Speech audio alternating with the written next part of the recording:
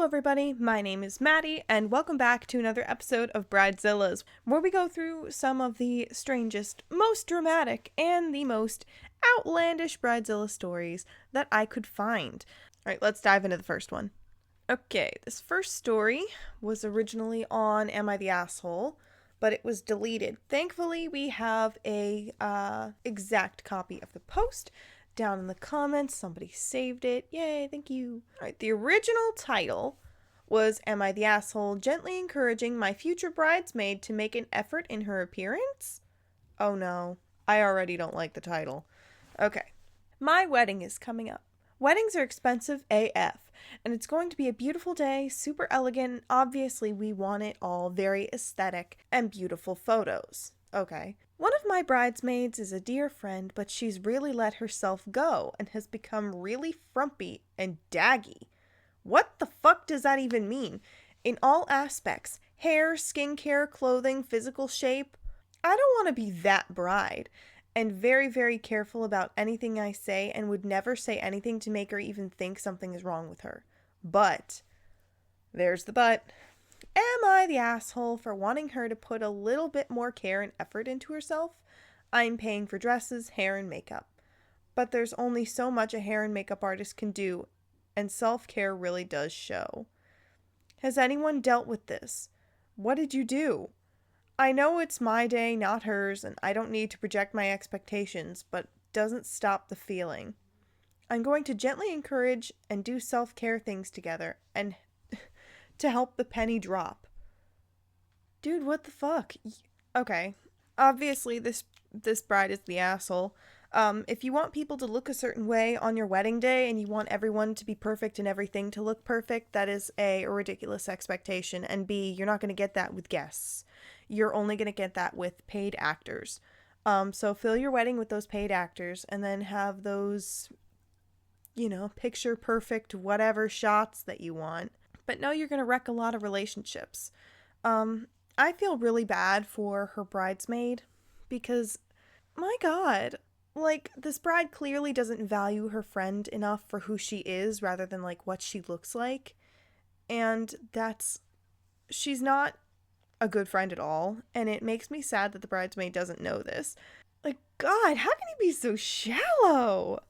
But yeah, she's definitely the asshole. And I think, if she was worried about her friend having, depression and not taking care of herself and not doing basic things like not showering, not brushing her teeth, contact her family, reach out to, help her, let her know that you're there for her if she needs anything. But, if you're just doing it so she looks good on your wedding day because you're getting something out of it, that's not really looking out for a friend. That's just, being really selfish. I hope the bridesmaid gets better friends, and I hope she doesn't get swept up in this wedding any more than she already is. Okay, we're gonna go a little more lighthearted for this next one. This one is from Wedding Shaming. A software engineer wore an Apple Vision Pro to his wedding.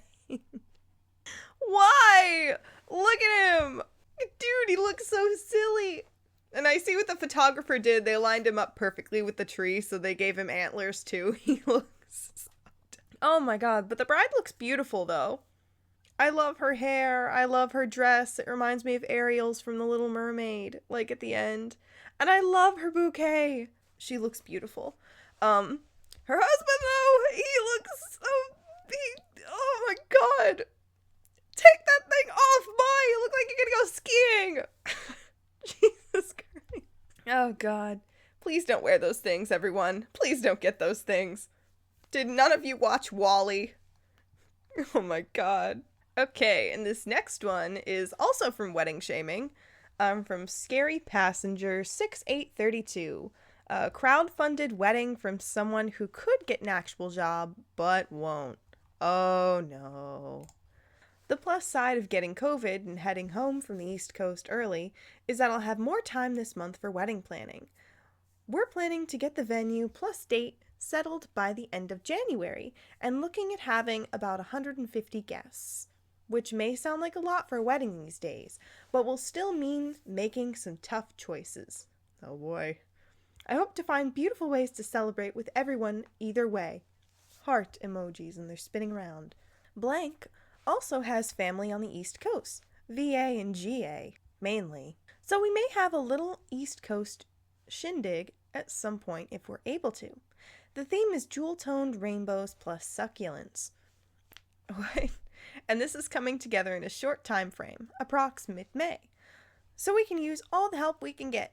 A few things we're fundraising for. Airfare for the wedding party, including the best man coming from Japan.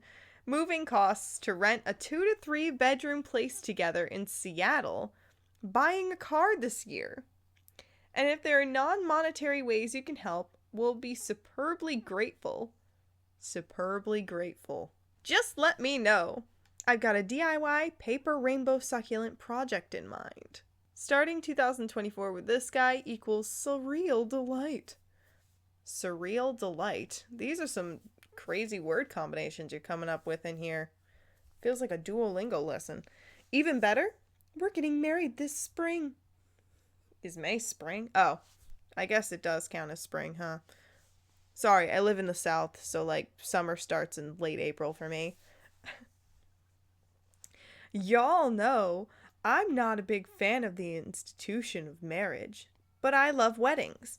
Blank and tying the socio-political knot to access legal and cultural benefits in the existing system. God, you really, really, really, really want to sound smart in this Facebook post, don't you? Anyway, we don't have an exact date, but it looks like maybe May. I'll be asking for lots of help to pull it off, and have already gotten a few decor items donated, and other offers. Oh, and I can't wait to introduce you to this magical lefty activist charmer who makes me unreasonably happy. If you want to contribute to our wedding, honeymoon, moving fund, or anything else, here you go. Date on the site is just a placeholder. Yeah, it sounds like they're going downhill fast. If you cannot afford to have a wedding, don't have a wedding. Don't have a wedding. You can always, renew your vows later if you want a big party about it. Like, when you have money, when you're more stable. But don't put yourself in a hole. Don't, ask your friends and family for money and accommodations and stuff. Alright, and then one more. One more because I'm feeling like it. Alright, this one is, it says, I thought this was a troll post, but there were actual real people in the comments agreeing with the bride. Alright, and then we have a Facebook screenshot. Oh, Facebook, you wealth of disasters. I'm getting married this weekend. When I met my FH's brother, sorry, it means future husband. When I met my future husband's brother, I became aware that he has elephantiasis. My future husband has made it known to be... What? That he wants him to be his best man. His best ma'am. Grammarly. It's important. I was fine with that, even though I knew he couldn't wear closed shoes and will have to wear a slippers to the ceremony and reception. Not a slippers. What shall we do? However, his condition has recently worsened. His feet is so huge... It can no longer fit in the pants for the groomsmen, and his mother is just telling me that he intends to wear a jeans and slippers. Now that's where I draw the line. I do not see nothing wrong with him attending the wedding like a regular guest because of his now worsened condition. But him, future husband, wouldn't budge. He says I'm selfish. He says he values family and his relationship with his brother. But what about me? The woman he is marrying. I've been advising my wedding from a child. I do not have a wedding planner or coordinator. I'm doing it all on my own. I want a uniform look, and the jeans and slippers is a no-no.